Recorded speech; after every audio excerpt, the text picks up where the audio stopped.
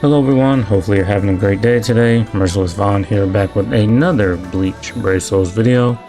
In this one we're going to be taking a 1 year later look at the 1000 Year Blood War Oh-Etsu. Hopefully you enjoy. If you do, leave a like. If you are new to the channel, you have been here for a while, please consider subscribing and help me get to 600 subscribers. Also, if you would like to further support me in the channel, you can do so by becoming a channel member. Now with all that said, let's go ahead and get started. Alright, so I won't go over this unit too much in detail because this is a 1 year later showcase, but the most important things to know about this unit that he does have the no affiliation killer plus, which is just, you know, a really great thing to have as a killer. I only have 2 copies of this unit, so this will be a 2 out of 5 showcase. His soul trait is damage to enemies not affected by elements. I'm not sure what it actually is at base, but we'll definitely take a look at that there. As you see here, because of his soul trait, he doesn't have any status elements on any of his attacks, but he does have an EX move. He also does have the gauge effect that gives him 100% berserker, flurry +1.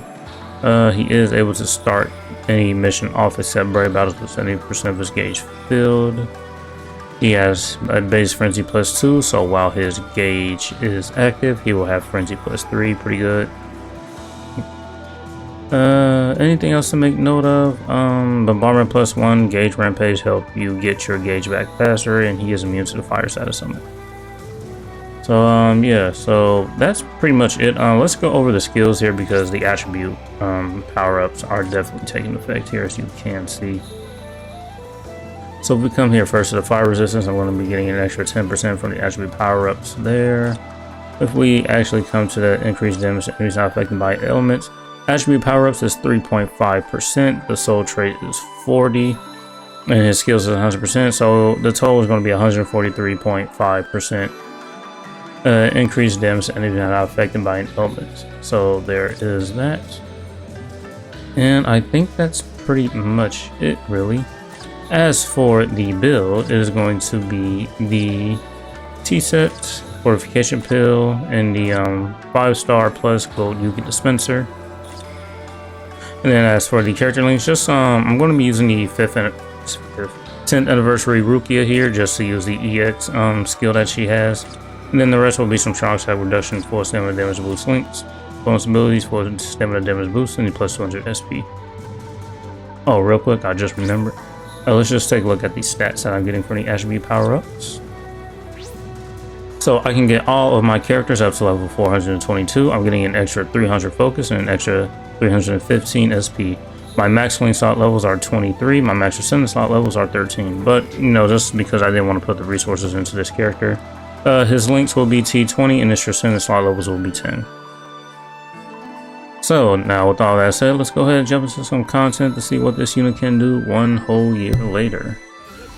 Alright, so here we are in a solo inheritance trial. Unfortunately, there is not much high difficulty level content I can pretty much showcase this unit in. But just to know, I mean, yeah, as you saw, we did fill up. We already had 70% of his gauge already filled up because of that skill. And then we already have his gauge. So when his gauge activates, he gets 30% strong attack reduction, and while his gauge is active, he also gets flurry +1, 100% berserker. So while his gauge is active, he will have frenzy plus. Did I say flurry? I meant to say frenzy. He will have frenzy +3 while his gauge is active because he has a base of +2, and it really should be like that now. I mean, post 10th anniversary, I don't think there should be any character that has a base flurry or frenzy +1. I think that's my problem with the new swimsuit Macy. She has a base flurry +1 while her gauge is active. She gets flurry +2. I just really don't like that. Oh, I didn't show his EX move. I'll show it next round. Let's show his soul bomb here first.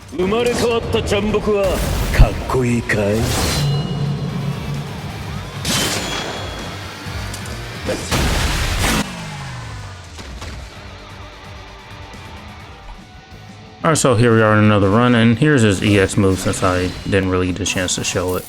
Yeah, do have to be careful with this status summon pull since he, you know, is not immune to this. Yeah, overall a great unit. I mean, since this is still technically kind of new, well, it's not new, but I think the Killer Plus are like a year old. Yeah, they came out during the 9th anniversary, so they're really a year and like a month old. But, you know, just having the Killer Plus is still great. This is definitely going to be helpful for clearing Nightmare difficulty guild quests. you'll be better off with like a, I'd say, I don't know, actually that's probably a good thing to test. Who's going to do more damage, a 5 out of 5 unit with no killer plus or a unit with the killer plus? I'm pretty sure probably the 5 out of 5 unit will beat out the killer, with no killer plus will beat out the killer plus unit, depending on how many dupes you have of the killer plus unit.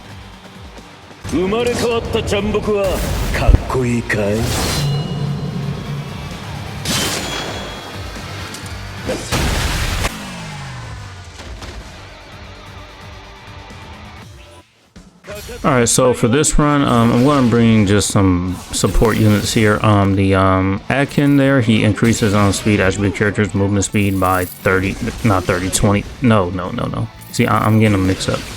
The Akin, he increases speed attribute characters strong attack damage by 20%. As of right now, currently, there is no speed attribute character that increases movement speed by 30%. Every other attribute has one except speed, unfortunately, but I do think we are going to get one sooner rather than later. And so, continue on what I was talking about earlier, with the Nightmare Difficulty Guild Quest, I do think characters with the Killer Plus will get you a lot further than characters that don't have the Killer Plus, just because like those extra waves in Nightmare Difficulty Guild Plus, those enemies in there do have a lot of HP and stuff. I'll use the EX move here. And then we'll just probably, actually, let's pop the strong attack here. And then just use the soul bomb here.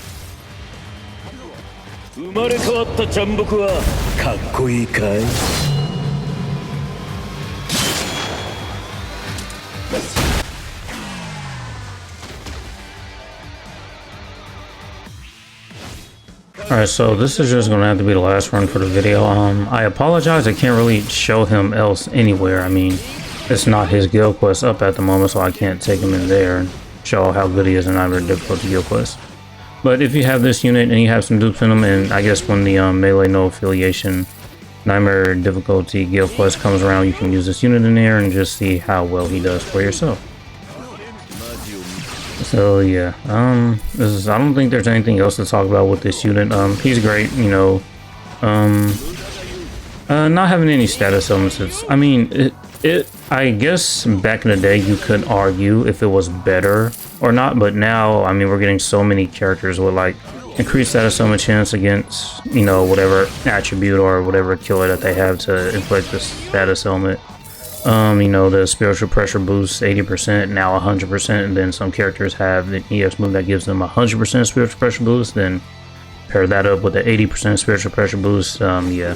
So back in the day, I did favor like status elements not affected by an element's skill there a lot more than the status elements, just because we did, yeah, just back then we didn't have that many characters that had the increased chance, or like we did, but you know, they were more rare than they are now, and you know, just you had that chance to afflict the status element, so it wasn't really guaranteed. And that's when co-op IT was a lot more difficult, when enemies were like hitting very hard and had a lot more HP. Just getting rid of that iron skin just with like one attack will just make it a lot easier. But now, since it's not that hard anymore, you know, it pretty much is what it is now.